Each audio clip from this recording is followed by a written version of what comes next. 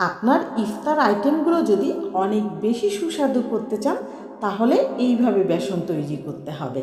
সুপ্রিয় দর্শকগণ, আসসালামু আলাইকুম। শেলিজ কিচেন বিডির দর্শকদের জন্য আমি শেলি আজকে নিয়ে চলে এলাম একেবারে ভেজাল মুক্ত মাত্র 2টি উপকরণে তৈরি বুটের ডালের বেসন। আমি এখানে গোটা গোটা যে বুটের ডালটা সেটা নিয়েছি 3 কাপ, 1 কেজির থেকে একটু কম আছে। আর আপনারা চাইলে কিন্তু এইরকম যে ভাঙ্গা বুটের ডালটা আছে সেটাও নিতে পারেন, তবে অ্যাঙ্কার নেওয়া যাবে না। এবার আমি একটি ভিজা টাওয়াল দিয়ে ডালগুলো খুব ভালোভাবে কিন্তু 2-1 বার মুছে নিয়েছি, তারপর 10 মিনিট একটু রোদে দিয়েছি। আপনারা চাইলে ডালগুলো ধুয়ে নিয়ে কড়া রোদে শুকিয়ে নেবেন। এবার দিয়ে দিলাম আমি 1/2 কাপ পোলার চাল, এখানে আমি চিনি গুঁড়া চালটা দিয়েছি। আর এই চালটা দেওয়ার ফলে আপনারা যখন এটা দিয়ে ইফতার আইটেম তৈরি করবেন সেটা কিন্তু অনেক মুচমুচে হবে। আমি বেসনগুলো বাজার থেকে মেশিনে গুঁড়া করে এনেছি, আপনারা চাইলে ব্লেন্ডারেও গুঁড়া করতে পারেন।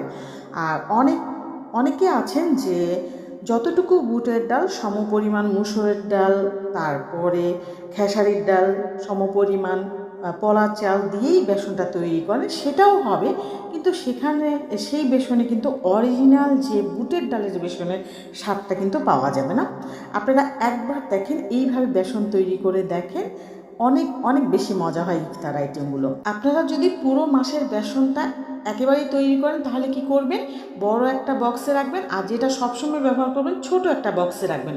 সেক্ষেত্রে কি হয়, বেসনের মানটা অনেক ভালো থাকে, কারণ বারবার মুখ খুলতে হয় না।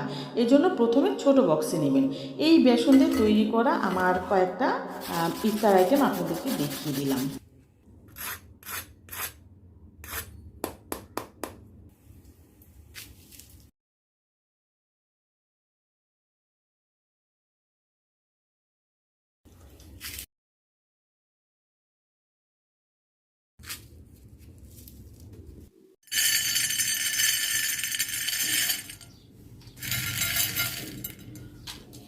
আরও বেশ কিছু ইফতার আইটেম আমার চ্যানেল ও পেজে দেওয়া আছে, সবগুলোর রেসিপি লিঙ্ক আপনারা ডেসক্রিপশন বক্সে পেয়ে যাবেন।